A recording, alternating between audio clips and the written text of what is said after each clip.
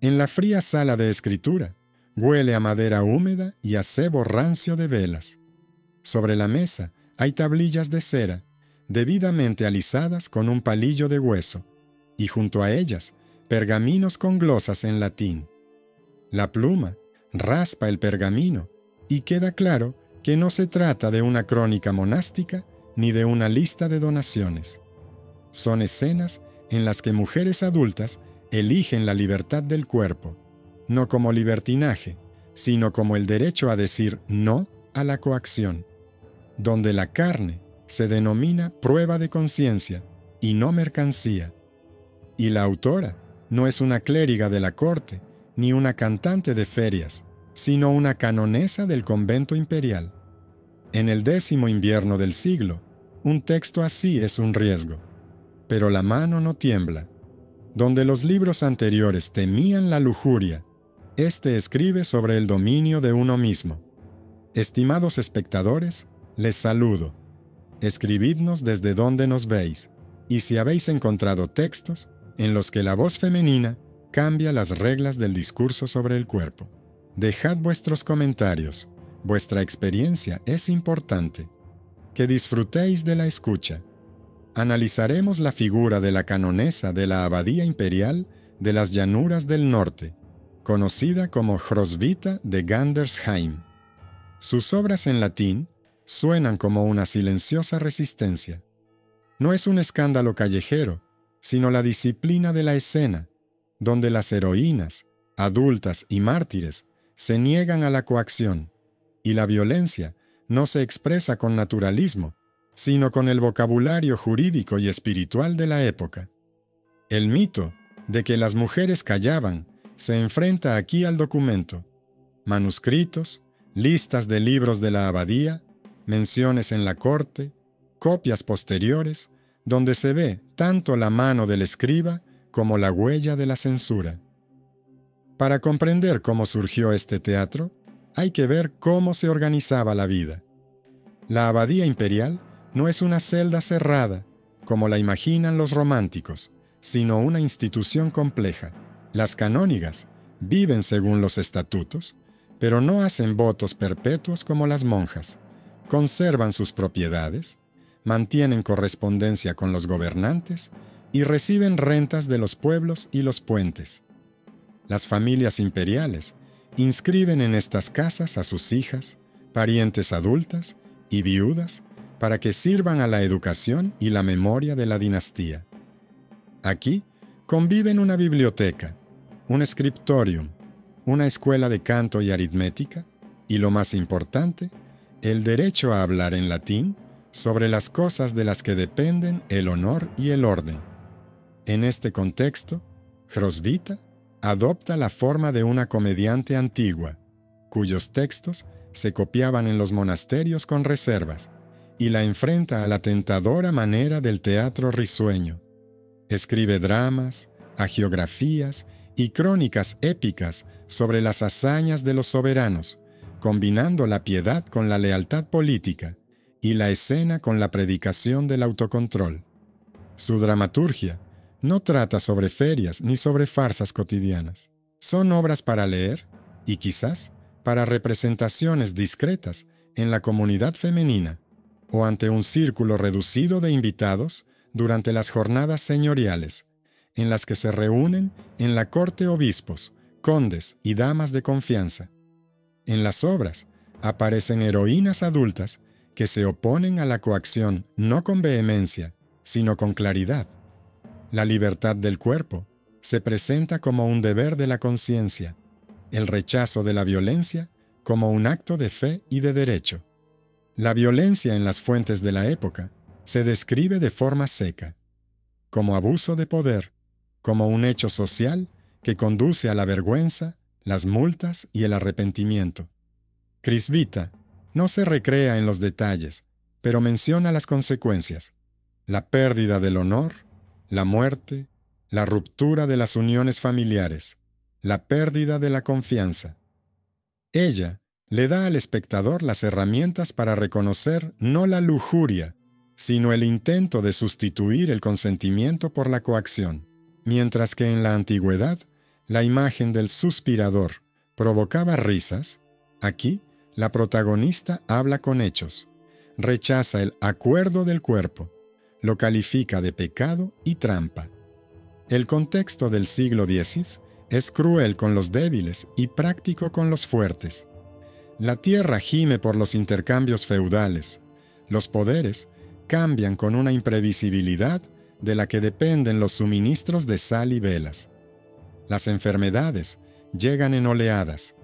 Fiebres, peste bubónica que estalla en años excepcionales, pero el miedo a la muerte repentina está presente en todos los textos. La medicina enumera hierbas, cataplasmas, sangrías. Las botiquines de los monasterios guardan en cajas raíces secas y ungüentos para los abscesos, pero más a menudo tratan con reposo, calor, silencio, ropa limpia. En esta realidad, el cuerpo no es un juguete privado, sino una herramienta de trabajo para el deber y la oración. Un cuerpo débil rompe el orden, interrumpe el servicio, conduce a la pérdida de ingresos y al estancamiento de los asuntos en la oficina. Por eso, las obras en las que las mujeres adultas llaman poder sobre sí mismas a la fuerza, suenan como un ministerio del orden, y no como un desafío al placer. Crosvita, que vive en un mundo en el que la comunidad paga por los escándalos, muestra que la carne puede ser una fortaleza y no una vulnerabilidad. Su elección de la forma también es política. El autor antiguo, al que responde, es conocido por convertir el deseo en un juego y la coacción en un recurso cómico. Los maestros del monasterio lo copiaban con cautela, añadiéndole comentarios moralizantes. La canoniza toma la estructura de la escena, el ritmo y la claridad del diálogo, y los obliga a servir a otra tesis. El deseo sin libertad no es amor, sino violencia. La lujuria no es una debilidad ridícula, sino una prueba en la que se sustenta el honor de la familia y la paz civil. En sus obras, las mártires son adultas. Su decisión no es un capricho, sino el establecimiento consciente de un límite.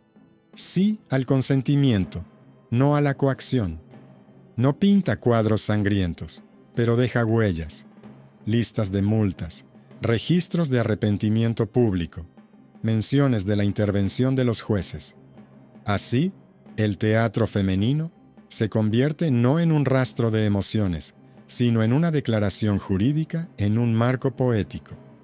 El poder secular de esta época vigila atentamente los monasterios, especialmente los imperiales. Las abadías con inmunidad son los pilares de la dinastía. Rezan por el soberano, conservan los archivos y proporcionan a la corte consejeras y escribas cultas. Las obras de Hrosvita no se difunden en la plaza, sino que circulan en manuscritos que pertenecen al mundo de la correspondencia. En las listas de libros de la abadía figuran los padres latinos, gramáticos, historiadores y poetas. Junto a ellos, sus propios textos. En algunas épocas, los manuscritos se leían en el claustro, donde hacía frío y olía a piedra húmeda. En otras, en la corte, en las tranquilas veladas, a las que acudían las parientes adultas del gobernante y sus consejeros de confianza. Allí, estas obras se convertían en un instrumento de educación, no por el miedo, sino por el ejemplo de fortaleza. Los textos podían discutirse desde el punto de vista de la decencia del género. ¿Es permisible que una mujer hable de carne y deseo, aunque sea con la intención de instruir? Los clérigos discutían, pero cuando prevalecían los estatutos abaciales y la autoridad de la familia imperial, el manuscrito encontraba su lugar en la estantería. Sin embargo, el riesgo no desaparecía. Cualquier intento de hablar del cuerpo conllevaba el peligro de convertirse en indecencia a los ojos de quienes veían en el tema una amenaza.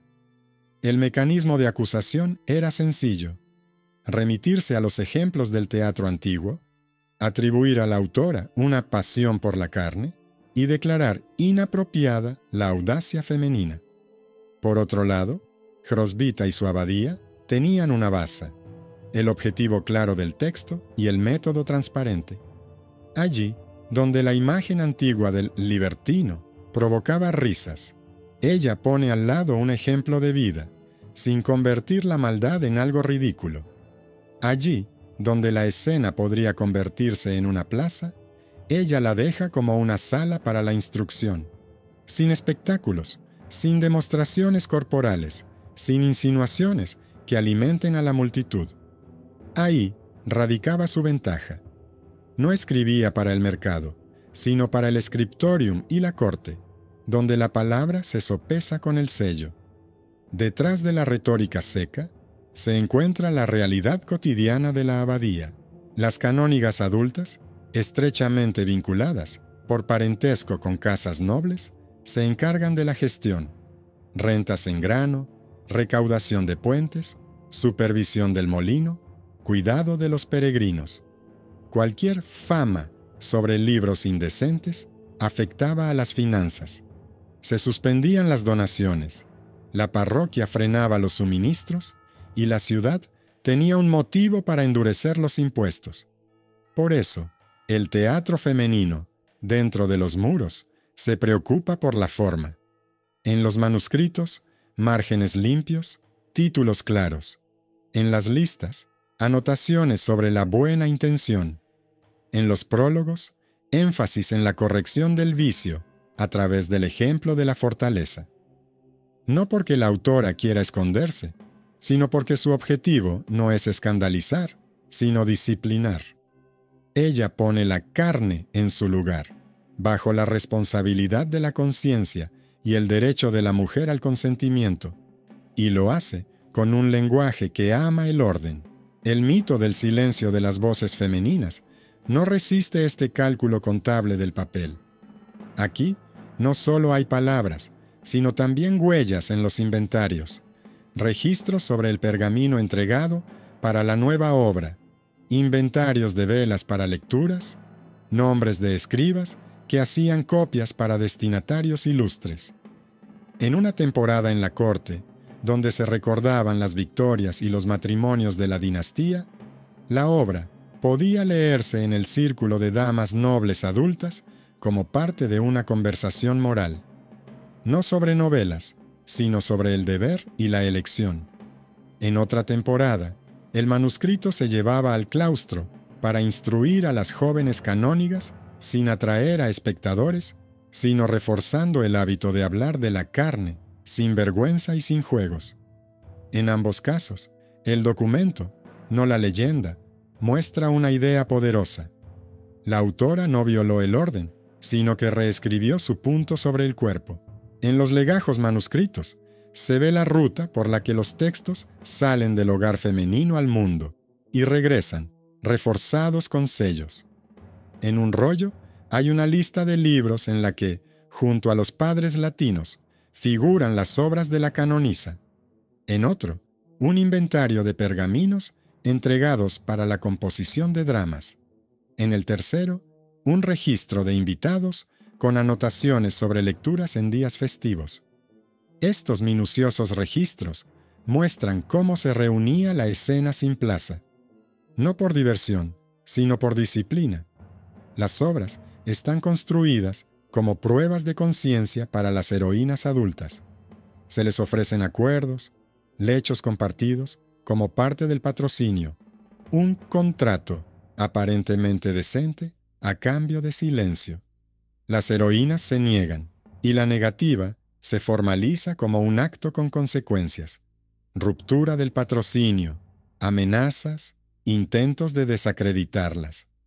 La violencia se menciona como un abuso de poder que afecta al hogar y a la comunidad. No hay detalles, solo un recuento seco de los daños y los riesgos. En el texto se aprecia una técnica de resistencia. No dejar que la vergüenza se convierta en un argumento. No entregar el cuerpo a la retórica del derecho ajeno. Mantener los límites del consentimiento.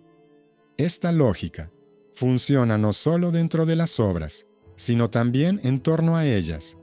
El scriptorium es cauteloso, los prólogos, subrayan el objetivo moralizante.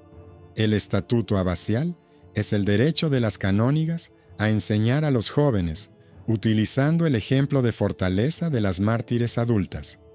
La vida cotidiana del monasterio hace que esta escena sea necesaria. En el libro de contabilidad se suceden las líneas sobre las rentas de las aldeas, los impuestos de los puentes y los molinos, los gastos en velas, cera, aceite, el tratamiento de las hermanas adultas y el servicio doméstico. Cada invierno trae consigo enfermedades, agotamiento, lesiones por el trabajo. Cada deshielo, un largo camino en el que se pierden las cartas y las personas necesarias llegan tarde. En tal situación, la carne no es sinónimo de dulzura, sino de recurso de supervivencia. Un cuerpo debilitado rompe el orden, interrumpe el servicio, conduce a multas y a la pérdida de rentas. Por eso, las obras en las que las heroínas adultas defienden la libertad del cuerpo como una frontera, suenan como una rama de la ética económica. No permitir que la coacción se disfrace de beneficencia, no firmar la protección a cambio del silencio, no cambiar el honor de la comunidad por un beneficio efímero. En el cuaderno del médico, junto a las recetas de col rizada, salvia y vinagre para lavados, hay una lista de lecturas para las hermanas jóvenes. Estas dos hojas no están juntas por casualidad, sino porque tratan lo mismo: la capacidad de vivir bajo presión sin desmoronarse. En el mapa más amplio del imperio, los manuscritos traspasan los muros. La casa imperial necesita una escritura culta que abarque no solo la crónica de matrimonios y campañas militares, sino también el orden moral. La abadía con privilegios es parte de esta maquinaria. Conserva la memoria, enseña canto y gramática, recibe a peregrinas nobles, transcribe textos para la corte. Las obras de la canonisa se inscriben en este flujo como un instrumento de conversación sobre el orden, útil allí donde hay que mantener la casa sin ruido innecesario. Son veneradas por su claridad. En lugar de ambigüedad, una construcción de elección. En lugar de insinuaciones ferias, una tesis directa de que el consentimiento es la condición de cualquier unión. En lugar de la tentación del cuerpo escénico, la figura de una heroína adulta cuya libertad se confirma con acciones y a un precio. En las listas de invitados de la corte se registran las veladas en las que se leían manuscritos en un círculo reducido, no por entretenimiento, sino como parte de la educación. Esto no elimina el peligro. Cualquier conversación sobre la carne puede volverse en contra de la autora declarada indecente por el mero hecho de abordar el tema. Pero la abadía prepara la defensa de antemano. Los prólogos fijan el objetivo. La etiqueta del género subraya el ejemplo de martirio, y junto a ellos se encuentran las listas de donaciones, una señal de que la casa no se sostiene sobre el escándalo, sino sobre la confianza. Mientras tanto, los críticos buscan el punto débil, la forma teatral. Los espectáculos en el derecho canónico se consideraron durante mucho tiempo sospechosos, y a los detractores les resulta fácil declarar cualquier escena ferial. Se refieren a antiguas prohibiciones, recuerdan el daño de la risa y los ejemplos de obras antiguas en las que el deseo se convertía en juego. Pero el documento vuelve a centrar la conversación en los hechos. En primer lugar, los textos en la casa de las mujeres están organizados como lecturas, no como representaciones públicas. En los manuscritos no hay indicaciones sobre el espacio, solo la estructura de los papeles para mayor claridad. A veces se añaden cánticos, pero sin bailes ni máscaras. En segundo lugar, las heroínas son adultas y su decisión es defender la libertad, no jugar a la tentación. En tercer lugar, las escenas están vinculadas a la disciplina del estatuto. Van acompañadas de ayuno, oración, instrucción. Su función es mantener el orden, no excitar. En cuarto lugar, en las listas económicas, se observa que antes de la lectura se gastan velas y aceite, y después de la lectura aumentan las donaciones a los pobres, lo que indica que los textos no generan multitudes, sino acciones concretas. No se trata de un argumento de belleza, sino de un informe administrativo. El giro se produce cuando los manuscritos salen a la luz. En la Cancillería Real se sientan personas acostumbradas a hojear libros en busca de beneficios y amenazas. Ven que las obras de la canonisa no dan a la multitud motivos para el espectáculo. No hay cuerpos desnudos, no hay lucha de sexos en la plaza, no hay una línea bufonesca que atente contra el honor de la familia. En cambio, hay instrucciones para resistir la coacción, aptas tanto para los hogares femeninos como para las alianzas cortesanas. En el contexto de los matrimonios políticos, en los que las mujeres adultas se encuentran en situaciones difíciles, este lenguaje resulta útil. Explica cómo no ceder ante la presión y cómo proteger el hogar sin hacer ruido. Los manuscritos reciben un reconocimiento silencioso, no entusiasta, sino práctico. Esto se ve en pequeños detalles: la lista de donaciones a la abadía, la anotación sobre la entrega de pergamino para continuar los escritos, el nombre del escriba de la escuela de la corte al que se le entregó una copia. Sin embargo, el conflicto no desaparece. En los círculos eclesiásticos se discute sobre la decencia del género. Unos consideran que la forma en sí es peligrosa y que cualquier mención de la carne incita a la tentación. Otros responden que el silencio es peor, porque deja al mal sin voz, y el mal ama el silencio. En las cartas de las escuelas episcopales, a veces se percibe inquietud. La voz femenina de la abadía no debe influir en el mundo fuera de sus muros. Pero tampoco aquí, el documento permite que el mito se arraigue. En el catálogo de la biblioteca figuran textos de los padres de la Iglesia, tratados de gramática e historia. Los manuscritos de las canónigas están junto a ellos, como parte de la disciplina, y no como dulce veneno. En los estatutos se señala el derecho de las canónigas a impartir instrucción. En las listas de donativos figuran los nombres de los príncipes que enviaron velas y libros. En el libro de contabilidad hay una línea sobre la reparación del claustro, que se inundó el invierno pasado. Esta contabilidad apaga el fuego. La casa, donde el teatro es parte del orden, no parece indecente. Desde dentro, las obras funcionan como antídoto contra el lenguaje de la lujuria. Allí, donde el poder agresivo intenta convertir la vergüenza en un instrumento, la protagonista llama a las cosas por su nombre. La coacción es un pecado y una violación del orden. El consentimiento es la condición de toda unión. No es naturalismo artístico, sino vocabulario jurídico y espiritual. No es saborear el dolor, sino registrar las consecuencias. Excomunión, multa, expulsión. Esto no anula la realidad de la crueldad, las enfermedades, la muerte por fiebres y heridas. Al contrario, refuerza el inquietante trasfondo. En un mundo en el que las mujeres adultas se encargan de la economía y el honor de los hogares, el lenguaje que denomina la libertad del cuerpo como un deber de la conciencia se convierte en un instrumento de supervivencia. Se valora allí donde se sabe contar. Así se construye lentamente un puente entre el claustro y el salón del trono. El texto femenino no pide clemencia, ofrece servicio al orden.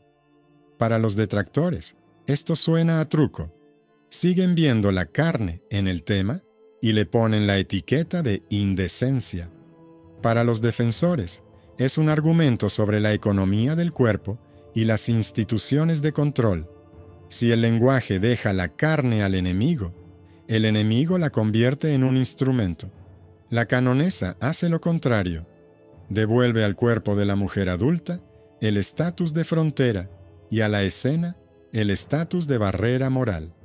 El documento mantiene esta tesis. Los manuscritos están fechados, las listas verificadas, los inventarios de gastos son minuciosos. Más adelante, se verá cómo la disputa en la Corte sobre la decencia del género chocará con el cálculo utilitario y cómo el reconocimiento final se formalizará sin fanfarria. El teatro de las canonisas se considerará moral y útil, porque enseña a mantener la armonía lejos de la coacción, y con ello protege el hogar mejor que cualquier sermón grandilocuente. En las listas de la corte se registran los días en que llegaban paquetes de la abadía, 8 o 10 hojas, atadas con una cinta, con una nota, indicando que pertenecían a la casa de las mujeres y el nombre del escriba. En uno de esos paquetes había una crónica de los hechos del soberano, redactada para reforzar la memoria de la dinastía. En otro, dramas construidos según los cánones antiguos, pero con otro propósito. La biblioteca de la corte funcionaba como una aduana de significados. Los libros se recibían, se hojeaban y se adaptaban a las necesidades de la casa y la corte. Las damas adultas de la corte, responsables de la educación, veían en las obras de teatro canónicas un instrumento contra la coacción y los chismes. Las escenas en las que las heroínas adultas rechazaban la protección a costa de su cuerpo se convertían en una lección sobre cómo evitar que la vergüenza se convirtiera en un arma.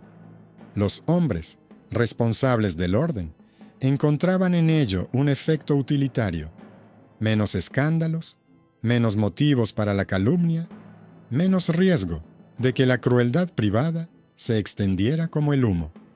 Pero junto a ellos se sentaban aquellos a quienes no les gustaba la forma en sí. Calificaban la teatralidad de peligrosa, recordaban las antiguas prohibiciones de los espectáculos e insistían en que el tema de la carne era en sí mismo un límite. El conflicto se plasmó sin gritos sobre el papel. En algunas cartas se escribía que la voz femenina había traspasado los límites, y en respuesta llegaban prólogos en los que se subrayaba el objetivo pedagógico y el estricto marco reglamentario de la lectura. El tejido mismo de las obras no dejaba lugar a la ambigüedad. No había payasadas callejeras, no había escenas corporales, no había líneas burlescas en las que el mal pudiera ser tragado entre risas. Las heroínas adultas actuaban en el espacio del derecho y el voto, que en la casa de las mujeres se entendía como un deber ante Dios y la comunidad. Cuando un personaje autoritario abusaba de su poder, el texto lo registraba como un hecho social: amenaza, desacreditación, intento de coacción. Cuando la casa corría el riesgo de perder su reputación y su honor, se señalaban las consecuencias: multas, excomunión, pérdida de confianza, ruptura de alianzas. La tensión interna de las obras se basaba en la lucha entre dos economías: el placer y el orden. La canonesa, al analizar el lenguaje del modelo antiguo, cambiaba los polos. El cuerpo dejaba de ser una mercancía para convertirse en la frontera del consentimiento, y la escena pasaba de ser un entretenimiento a una barrera moral. En el catálogo del monasterio, junto al título de la obra, a veces aparecía la anotación para instrucción, y esto sonaba como un sello. El documento ponía un punto donde el mito de la indecencia femenina esperaba una coma. El scriptorium funcionaba como auditor. El copista dejaba huellas secas. Cuando se entregó el pergamino, ¿cuántas velas se gastaron? ¿Quién comprobó la limpieza de los márgenes? ¿Qué mano añadió las iniciales rojas?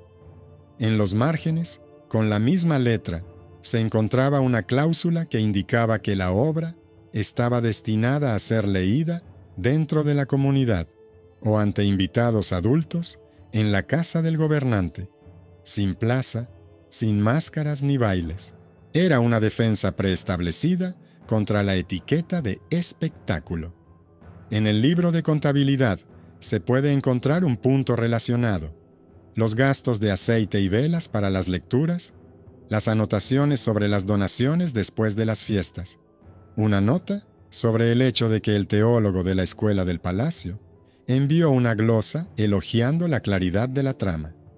Así, poco a poco, se fue construyendo la argumentación en la que todo se basaba en pequeños detalles, no en consignas, sino en listas, no en emociones, sino en equilibrio. La realidad médica del siglo X daba a este teatro un segundo impulso. Las mujeres adultas dentro de los muros de la abadía, al igual que las mujeres en las casas de la nobleza, vivían bajo la presión de las penurias, fiebres invernales, agotamiento por los ayunos y el trabajo, largos viajes en condiciones de humedad, lesiones por trabajos pesados. Las farmacias recetaban hierbas contra el dolor y compresas de vinagre, y junto a ellas había hojas con lecturas para fortalecer, obras de teatro en las que se devolvía al cuerpo el respeto como condición para el servicio. No era sentimentalismo, era gestión del riesgo. La renuncia privaba al mal de controlar el cuerpo ajeno. En la crónica de la abadía convivían extrañas parejas: el día en que llegó el baúl con los medicamentos y el día en que se leyó la obra para las jóvenes canónigas, el día en que llegó el funcionario con la demanda de renta y el día en que se representó un extracto de la obra en la corte. Las hojas parecían falsas coincidencias, pero formaban un sistema. El cuidado del cuerpo convivía con el lenguaje que no revelaba el cuerpo al exterior. En el mapa a gran escala de la política, las obras de teatro resultaron ser un ladrillo en el muro de la legitimidad. La canonesa compuso también una crónica sobre el soberano, cautelosa, adaptada a las necesidades de la dinastía, donde las victorias y los tratados estaban relacionados con la piedad y el orden. Esto no anulaba los dramas, sino que explicaba su lugar. La casa de las mujeres apoyaba no solo con oraciones y cánticos, sino también con un lenguaje que reafirmaba el consenso social. Para la corte, esto era beneficioso. Para los opositores, era inquietante. En la correspondencia de los teólogos, se encontraban recordatorios de las antiguas prohibiciones de los espectáculos y del daño de la risa en los asuntos misteriosos. Por otro lado, en los estatutos municipales, donde se prohibían las humillantes pruebas corporales en los tribunales, ya se intuía el nervio moderno. El cuerpo de un adulto no es moneda de cambio del poder público. El teatro canónico recogía esta idea, aunque sin nombrarla con estas palabras: la escena no toca los cuerpos. La escena construye fronteras. Luego, se produjo un giro que consolidó el nuevo régimen de lectura. Uno de los tutores de la corte, temeroso de la indecencia del género, exigió la prohibición de las obras de teatro como forma. La abadía respondió con un conjunto de documentos en los que todo estaba ya en su sitio: los estatutos que permitían la enseñanza, los registros económicos que demostraban la disciplina de la casa, las glosas de la escuela de la corte que confirmaban su utilidad para la educación, el colofón, en el que el copista señaló que las obras estaban destinadas a ser leídas por adultos y con un propósito marcadamente honesto. La disputa, que comenzó como una cuestión de carne, terminó en una contabilidad en la que el teatro femenino se convirtió en parte de los instrumentos del mundo. A la corte le venía bien: menos motivos para los rumores, un lenguaje claro de rechazo, disciplina en las formas. El mentor se mantuvo en su opinión, pero no logró la prohibición. Al contrario, las obras recibieron un silencioso permiso en el círculo de damas adultas y maestros de la corte. A través de todos estos papeles, se oye la voz de la época con su dura prosa. El poder acaricia y golpea. Las enfermedades agotan las fuerzas. Los caminos destrozan a las personas. La muerte repentina siempre está cerca. En un mundo así, la elección de las palabras es una cuestión de supervivencia, no menos que las reservas de grano. Cruz Vita encontró una forma en la que la voz femenina no calla ni juega. Ella marca los límites y los hace útiles para el hogar y el patio. Sus obras no luchan contra el cuerpo, sino que le quitan la etiqueta de mercancía. No sustituyen la disciplina social por el escándalo, sino que la recogen en escenas que pueden representarse en el claustro y en la sala de instrucción sin dañar el honor. El documento lo conserva mejor que cualquier leyenda. Catálogos, consumibles, prólogos, colofones, listas de regalos. Y más adelante, cuando la disputa sobre la decencia del género atraiga a nuevos adversarios, la defensa será la misma, no elocuente, sino burocrática.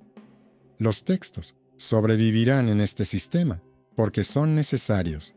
Reducen el número de malas decisiones, cuando sobre la mesa hay un poder ajeno y un cuerpo ajeno. En la correspondencia cortesana se acumulaban señales sutiles, pero contundentes, que permitían medir la presión sobre el género. Un año llegó a la oficina una lista de formas peligrosas, en la que junto a las ferias y los juegos de carnaval figuraban las lecturas escénicas dentro de las casas. Otro año, en la escuela universitaria, se reescribió el esquema de lo permitido, en el que no se mencionaba en absoluto el lugar de la escena, como si el género se disolviera en el aire. La abadía no discutía con palabras, sino con papeles. En los márgenes de los manuscritos se fijaban colofones, donde la designación, para lecturas dentro de la comunidad o en un círculo restringido de invitados adultos, colocaba una rejilla invisible alrededor del texto. En los prólogos se repetía la fórmula de la instrucción, y cada copista la confirmaba con su firma. Así, la escena dejaba de ser un espacio y se convertía en un elemento del estatuto, y el estatuto en el imperio pesaba más que las pasiones. En las hojas económicas, esto se reflejaba de forma seca. Las conversaciones sobre la prohibición afectaban drásticamente a las donaciones y retrasaban el suministro de velas. El apaciguamiento de las disputas devolvía la estabilidad a los suministros. La corte veía la correlación, y ese era el principal argumento a favor de mantener las lecturas. Mientras tanto, dentro de las obras se reforzaba el contorno de la economía del cuerpo. Las heroínas adultas, sin convertirse en modelos de ascética inalcanzabilidad, actuaban como practicantes. Evitaban las negociaciones privadas, donde el consentimiento se sustituía fácilmente por el patrocinio. Llamaban a testigos y llevaban la decisión al ámbito de las normas. La violencia se expresaba como un abuso de poder con consecuencias para el hogar. Pérdida de reputación, disminución de la solvencia, peligro de confiscaciones bajo el pretexto de la piedad. Las obras no pintaban la crueldad con pinceladas, pero reconocían su presencia como un clima del que la disciplina protege. El mundo exterior resonaba con esta disciplina. En los estatutos municipales se colaban prohibiciones de pruebas corporales, humillantes, y de purificaciones nocturnas sin pruebas. Y en los cuadernos judiciales aparecía la frase de que la descripción del estado de un adulto no equivalía a una prueba. El teatro de la canónica vivía en la misma ecología, el cuerpo bajo el cuidado y el derecho, no bajo el desprecio y la exhibición. La discusión más acalorada sobre la decencia se produjo cuando varios copistas de las escuelas de los monasterios masculinos exigieron que se retiraran las obras de teatro de la corte para evitar la tentación. La abadía respondió no con una queja, sino con una demostración del procedimiento. Se elaboró un conjunto en el que todo estaba en su sitio. Los estatutos de la abadía, con un punto sobre la instrucción de los adultos, inventarios de velas y aceite vinculados a las lecturas estacionales, nombres de las damas adultas del entorno de la gobernante que asistían a las lecturas, glosas de un teólogo universitario que alababa la claridad de la moral, colofones donde los copistas fijaban el objetivo, y por separado, una lista de donaciones para los pobres que aumentaban después de las lecturas. Al conjunto se añadieron extractos de la crónica, redactada por la misma mano, donde la relación entre la piedad y el orden se presentaba como una norma estatal.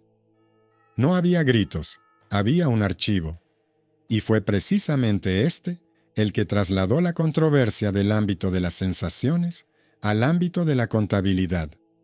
El género permaneció bajo el amparo de los estatutos, fue leído por adultos, benefició al mundo y no se convirtió en un espectáculo. Al mismo tiempo, era un invierno duro, y el contexto médico, como siempre, aportaba una nueva textura a los textos. Las farmacias registraban un nuevo aumento de fiebres, dolores por la humedad y congelaciones entre los trabajadores. Junto a las recetas, había recordatorios de lecturas asignadas para reforzar la disciplina. Las mujeres adultas de las obras de teatro se negaban a la coacción no por una cuestión de abstracción, sino para mantener el hogar en condiciones de funcionamiento. El consentimiento se llamaba por su nombre, una decisión libre de una persona, de la que dependían el horario de servicio, la custodia de las llaves y el orden en el almacén. Quienes exigían ocultar el tema de la carne no podían ofrecer otra alternativa que el silencio, pero el silencio se traducía en un aumento de los abusos privados, de los que informaban los mismos libros de contabilidad, retrasos en el pago de la renta, disputas, rumores, caída de las donaciones. En esta contabilidad, la victoria fue para el lenguaje que vinculaba la libertad del cuerpo con el deber, y no con la lujuria del mercado. En la corte, se fue formando una práctica de aprobación silenciosa. En lugar de un decreto oficial, una serie de pequeñas acciones. Las listas de la biblioteca registraban la actualización regular de las copias. Las escuelas de la corte transmitían glosas, donde las obras se incluían en las listas de lecturas útiles, junto con las vidas de los santos. La protectora de la abadía enviaba al convento un pergamino para continuar las composiciones. En los libros de donaciones, aumentaban los registros de libros y telas donados. Estas señales eran fundamentales y constituían un reconocimiento, solo que sin fanfarria. Quienes temían la indecencia del género retrocedían hasta el límite de que sea, pero sin salir del círculo de los adultos, y en ese límite el teatro podía resistir. La condición sonaba como una fórmula de seguridad, sin plaza, sin máscaras, sin escenas con demostraciones corporales, con un objetivo moral fijo, bajo la supervisión de los estatutos y los mayores. La canonesa misma impulsó este equilibrio con su crónica sobre el soberano. El texto, recopilado con cuidado y con la mirada puesta en la corte, seguía una línea en la que la piedad era el cemento de la unión y el orden, la forma de sobrevivir. La crónica, los dramas y las escenas hagiográficas encajaban como baldosas de un mismo camino, un lenguaje capaz de disuadir a las personas de tomar malas decisiones sin humillar el cuerpo. El lector adulto no veía en ello una moral blanda, sino una instrucción para una época en la que los errores costaban sangre y pan. Por eso, en las listas privadas de obstáculos por los que había que abstenerse de los espectáculos, las obras de las canonisas empezaron a desaparecer. No levantaban sospechas porque no daban a la multitud lo que ésta pedía, sino que devolvían el debate al ámbito de las normas. Para que la conversación no se convierta en una apología, es importante señalar los aspectos negativos. Ha habido casos en los que los transcriptores omitían deliberadamente algunas líneas o suavizaban la redacción por temor a la envidia local. Ha habido intentos de incluir obras de teatro en las listas de textos indeseables a nivel de escuelas individuales. Hubo abusos de poder cuando personas influyentes ejercían su autoridad para exigir que se eliminara la palabra femenina de la lista de lecturas. Estos hechos no necesitan adornos. Se registran como un daño social que conduce a pérdidas por censura y a breves caídas en las donaciones. Pero aquí también funcionó el mecanismo de protección. La abadía conservaba duplicados, enviaba copias a las casas vecinas, mantenía correspondencia con la corte y conseguía que los colofones y las fórmulas estatutarias permanecieran en su lugar. A largo plazo, lo que sobrevive no es la amplitud, sino la repetición de la forma. El final no se concretó por decreto, sino por costumbre. En las listas de manuscritos de la corte, las obras de las canonisas seguían apareciendo junto a las vidas y crónicas, como parte de las lecturas para adultos. En los colofones, los copistas dejaban las mismas fórmulas sobre el destino de la instrucción dentro de la comunidad y un círculo reducido, sin plaza y sin demostración corporal. En los libros de contabilidad de la abadía figuraban líneas sobre velas y aceite para lecturas, y junto a ellas, donaciones para los pobres, constantes, sin interrupciones, que suelen traer consigo los escándalos. En el cuaderno del médico, seguían apareciendo recetas para la fiebre y el dolor, y debajo de ellas, una lista de lecturas destinadas a reforzar la disciplina. Donde antes se buscaba la prohibición, ahora funcionaba el orden. La disputa residual sobre la decencia del género se redujo a una salvedad pedagógica: leer a los adultos, mantener la forma sin máscaras ni bailes, mantener la línea en la que el cuerpo de los adultos sigue siendo objeto de cuidado y derecho, y no de escándalo y vergüenza. Algunas escuelas siguieron frunciendo el ceño ante el tema de la carne, pero sus objeciones se disolvieron en la contabilidad. La casa, donde la escena no alimenta a la multitud, sino que da voz para rechazar la coacción, ahorraba en conflictos y fracasos, lo que gustaba tanto al patio como a la ciudad y a la abadía, que tenía que llevar la casa a través del frío y las enfermedades. Las obras de la canónica se afianzaron en una zona útil. No eran una feria, ni una burla callejera, ni un dulce veneno, sino un instrumento cuidadosamente elaborado que devuelve a las palabras los límites del consenso y la responsabilidad. El documento venció al mito no por su volumen, sino por su repetición. Los catálogos de las bibliotecas registraban los títulos junto a los libros serios. Los colofones repetían el objetivo. Los estatutos confirmaban el derecho a instruir. Las listas de donaciones mostraban la lealtad de la corte. Los libros de contabilidad no conocían las turbulencias que traía consigo la prohibición. Las cartas de los mecenas contenían secas anotaciones sobre el pergamino para continuar las composiciones. En este contexto, la leyenda del silencio femenino no resistió el peso del papel. Ante nosotros, tenemos a una autora cuya palabra trasladó la conversación sobre el cuerpo del ámbito de las insinuaciones y las bromas lascivas al ámbito del orden, el consenso y la responsabilidad. Y la leyenda del teatro indecente también retrocedió.